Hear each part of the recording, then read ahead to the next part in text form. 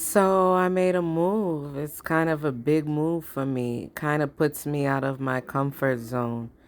But in life, you want to succeed. Sometimes you have to get uncomfortable and you have to push yourself and dream big. So I made a big decision and I'm sort of fearful that I'm not going to be able to hold up my end of the bargain.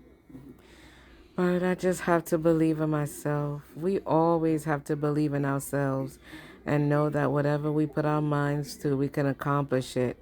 And we have to be honest and work hard until you don't have to.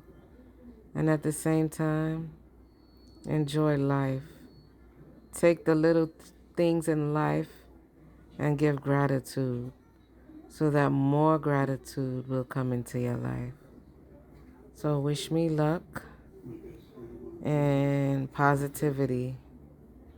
That's all I need.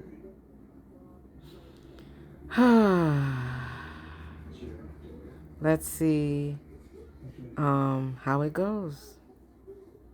In the meantime, look at nature, look at beauty.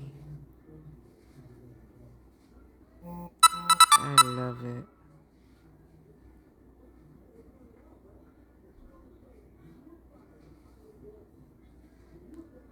Nice.